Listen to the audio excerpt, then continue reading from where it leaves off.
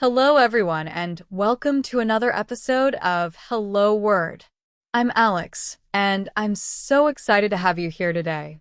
In this episode, we're diving into an A2 level adverb that you might hear or use quite often in English. The word of the day is along. Let's break it down and explore what it means, how to use it, and why it's such a handy word to know. The word along means moving in a line or path next to something. For example, you might walk along the beach or drive along a winding road. It's all about movement and proximity, where you're following a path or route beside something else.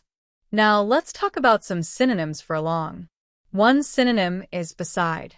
You could say, she walked beside the river, which means the same as she walked along the river. Another synonym is next to. For example, the car was parked next to the sidewalk could easily mean the car is along the sidewalk. These words help describe similar ideas, but can add a slightly different tone or emphasis. On the other hand, let's look at some antonyms. An antonym of along could be across.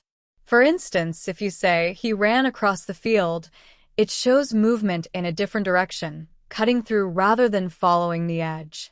Another antonym could be away from, as in he moved away from the path, which is the opposite of staying along it. In everyday life, you might use along when giving directions or describing a journey. You could say, walk along the main road until you see the park, or we took a long drive along the coast. It's also common in expressions like come along for the ride, which means to join someone on a journey or activity. Here are some more examples in sentences. They strolled along the beach, enjoying the sunset. The children ran along the path, laughing and playing. We drove along the highway for miles without seeing another car. So, to sum up, along is an adverb that describes movement in a line or path next to something. It's versatile and easy to use in various situations. Thanks for tuning in today to learn more about this word. If you enjoyed the episode, don't forget to subscribe to the podcast and leave a review. Your support makes it easier for others to discover the show. I'd also love to hear from you. Create your own sentence using along and share it in the comments. I can't wait to see how you use it.